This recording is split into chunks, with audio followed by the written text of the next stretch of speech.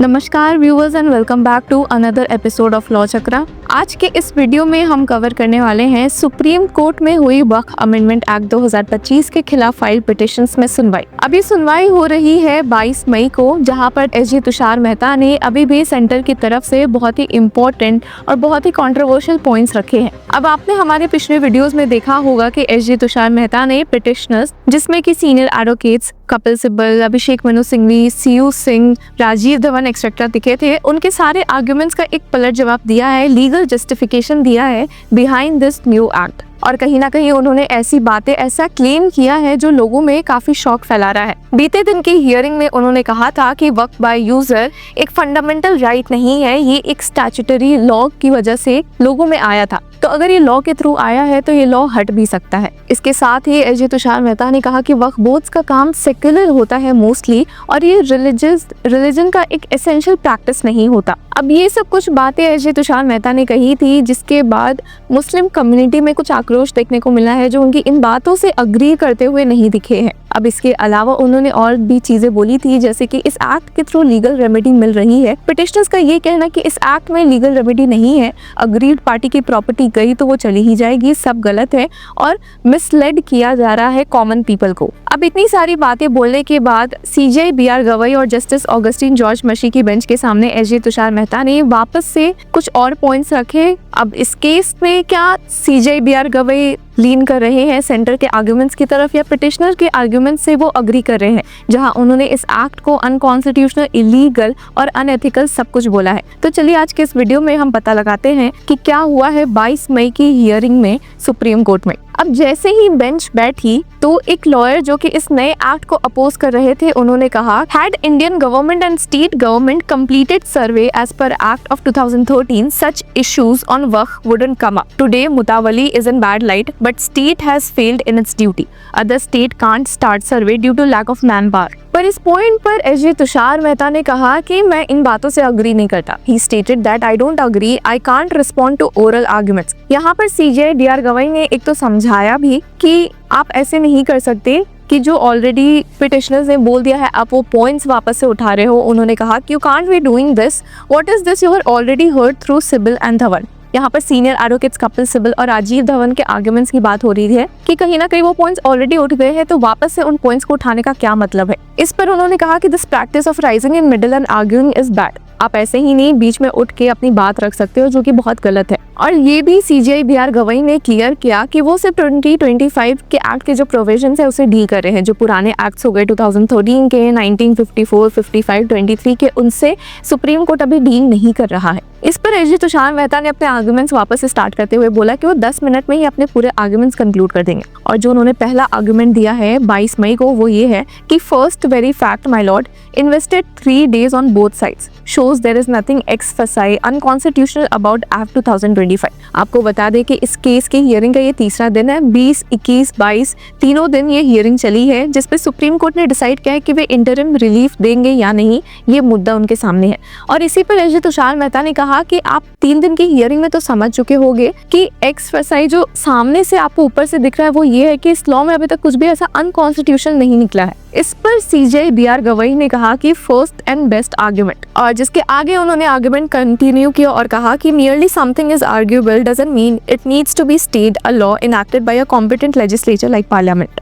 उन्होंने कहा बस किसी बात पे आर्ग्यू हो सकता है, इसका मतलब नहीं कि वो लॉ गलत है, और वो भी तब जब वो पार्लियामेंट द्वारा पास की गई हो। इसके आगे उन्होंने ऐड किया कि 3E का जो प्रोविजन है, जिसमें कहीं ना कहीं शेड्यूल्ड ट्राइब्स की प्रॉपर्टी को एज वक्फ प्रॉपर्टी डिक्लेयर करने पर बैन लगा है, उस पे उन्होंने कहा कि it is only for protection scheduled tribe के प्रोटेक्शन के लिए ही ये बना है। शेड्यूल 5 और 6 में ये दिया भी गया है। Scheduled tribe in such areas is class protected by constitution for valid reason. अब कॉन्स्टिट्यूशन ने ही उन्हें ये प्रोटेक्शन दी है, जो कि वक्फ अमेंडमेंट एक्ट 2025 ने आगे फॉरवर्ड किया है। तो वैसे में उस प्रोविजन, उस 3E के पॉइंट पर आर्ग्यू करना कॉन्स्टिट्यूशन के खिलाफ जाने के बराबर है। इस पर एसजी मेहता ने कहा भी कि सुप्रीम कोर्ट ने अपने कई जजमेंट से ये कहा भी है। He stated that your lordship has also held the same my lord. अब सीजे बीआर गवई ने इस पे कहा कि restoration of land to schedule caste and schedule tribe पर उन्होंने बात की है, पर इस पर CJI BR गवई ने कहा कि यहाँ पर कुछ पर्पस अलग है। उन्होंने कहा कि the purpose of those acts was to restore land to schedule class and tribe and hence those were valid, but here lands are not with tribal people, the case is different. यहाँ पर CJI BR Gavai ने समझाया SG Mehta को कि यहाँ case different है, पर SG Mehta ने कहा कि no, not with them. Waqf means permanent dedication to God. Example, if one tribal person transacts land to a non tribal and if tribal man was cheated and here it is challenged, my lord can turn the clock back. तो अब SG Mehta ने कहा कि अगर मान लेते हैं कोई शेड्यूल ट्राइब का इंसान अपना वक्फ प्रॉपर्टी डोनेट करता है, अल्लाह के नाम दे देता है, तो पहले के प्रोविजंस में ऐसा नहीं था कि वो प्रॉपर्टी उसके पास वापस आ सकती थी अगर वो चीटिंग के थ्रू प्रॉपर्टी गई है। और वही बात उन्होंने कही है कि अब ऐसा है कि वो चैलेंज कर सकता है इसको, अपनी प्रॉपर्टी वापस सीज कर सकता है। इसके आगे SG मेहता ने कहा कि for purpose of interim order 3E can be quashed, suppose in meanwhile work already created it will be irreversible in situation.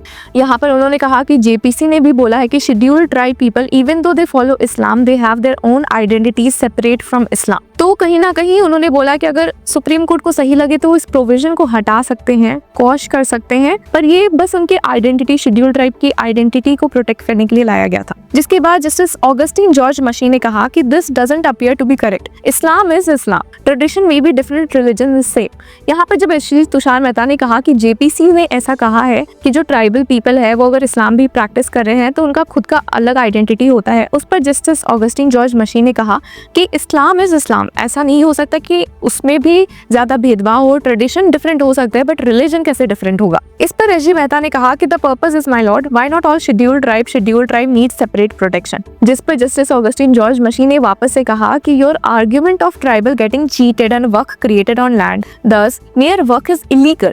If that is void, whole thing goes. That is fraud. No need of 3। उन्होंने कहा कि अगर cheating के through ही property जाती है तो वो अपने आप में इलीगल हो गया, इसके लिए एक नया सेक्शन लाने की कोई जरूरत नहीं थी। पर इस पर ही SG तुषार मेहता ने कहा कि क्या बस ये एक ग्राउंड बन सकता है इस पूरे एक्ट पर स्टे लाने के लिए कि एक प्रोविजन नीडेड नहीं था, आपको ये लाने की जरूरत नहीं थी, बट क्या आप इसी वजह से इस पूरे एक्ट पर स्टे लगा सकते हैं। अब इसके बाद SG तुषार मेहता ने थोड़े एक्ट से पढ़ा, कुछ पुराने ऑर्डर से पढ़े और कहा कि under article 14 my lords can strike down and it would be open for them to create वर्क। Is it so egregious that it needs to be stay today. उन्होंने बोला ये एक्ट इतना खराब है क्या कि इसे आज ही स्टे करना चाहिए। उन्होंने फर्दर कहा कि as per laws I am unable to go purchase the land of tribals because state law restricts. If I create work and Mutawalli does what he wants, my lords can always strike it down. Please bear in mind if the provision is so atrocious that it needs to be stayed. उन्होंने वापस से यही बात दोहराई कि supreme court चाहे तो इस प्रोविजन को स्ट्राइक डाउन कर सकता है, पर उन्हें ये ध्यान रखने की जरूरत है कि सेक्शन, ये प्रोविजन सच में इतना खराब हो कि ये आज के आज ही स्टे होना चाहिए। उन्होंने फर्दर कहा कि in 2013 non Muslims were allowed to create वर्क। In 1923 it was said it was used to defraud creditors by virtue of 104.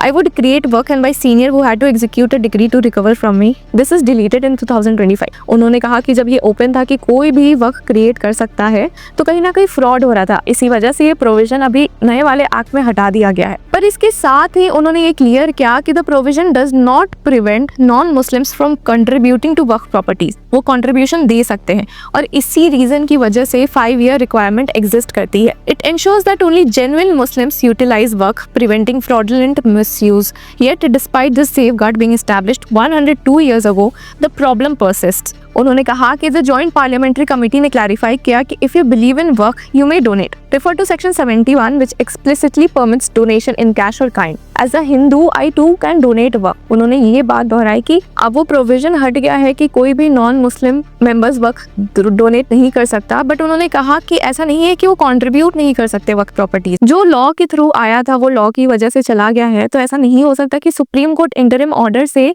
उस प्रोविजन पर वापस से स्टे लगा दे या उसे वापस से लेते हैं। तो ये कुछ आर्ग्यूमेंट्स थे एसजे तुषार मेहता के, जो सुन के काफी दिलचस्प लगा है। डिटेल में एसजे तुषार मेहता ने अपनी बात रखी है, पर इसके बाद भी हियरिंग खत्म नहीं हुई है और इस हियरिंग के नेक्स्ट पार्ट से जुड़े रहने के लिए कीप फॉलोइंग लॉ चक्रा।